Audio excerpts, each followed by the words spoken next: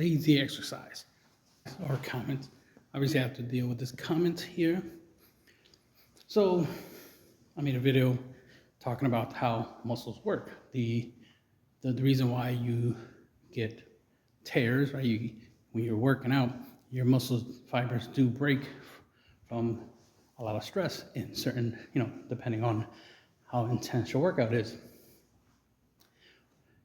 And then that's one aspect, right? The other aspect is the muscles get stretched. So the first thing happens is the muscles get stretched before they even get to the point of breaking. And then if you go too far, that's a muscle tear. So you could tear the muscle apart, and that's very bad. And you gotta get surgery and go to hospital for that. But we never wanna get that far, obviously.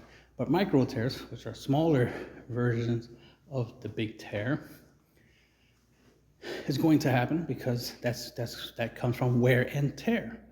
If you keep using your muscles, they're going to wear out, wear and tear, right? So you get micro tears.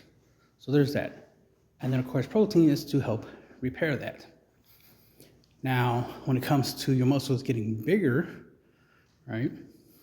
Micro tears play a small part, but not the biggest part.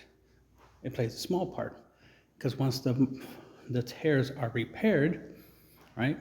They're a little bit thicker, mostly. There's a little bit more volume. Let's say you repaired half a pound worth of muscle, right? So now your muscle is a half a pound heavier, right? Half a pound bigger.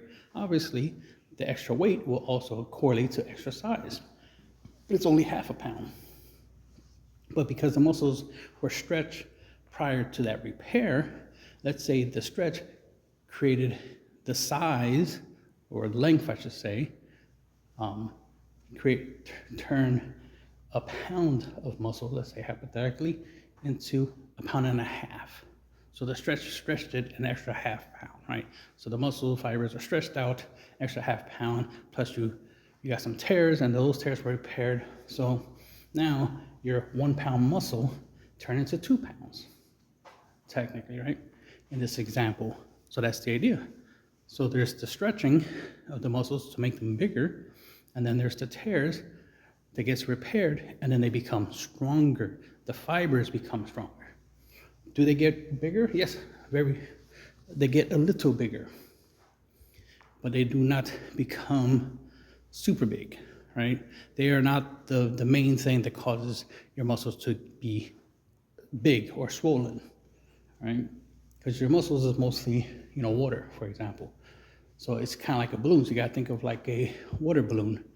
When you stretch out the rubber, the balloon, it's going to get bigger, especially if you stretch it really hard and hold it for a long period of time. That's why isometric exercises do help you build muscles, because it's pulling the muscle and holding the muscle being pulled, tension, right? Time under tension is pulling the muscle for a long period of time that eventually, once you let go of the tension, your muscle is not going to recollapse and go back to its original size. It's now going to stay bigger because it was literally pulled to be bigger. It was literally stretched.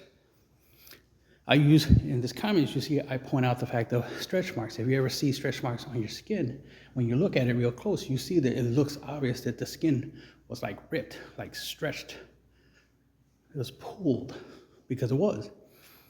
So stretch marks is a visual representation of essentially what happens to your muscles. Your muscles get pulled, so they obviously are going to stretch, right? They're going to hit a point where they get weaker because they were stretched. So then the body has to strengthen it, build it back up, right? And make it tough so it's hard to stretch it the next time.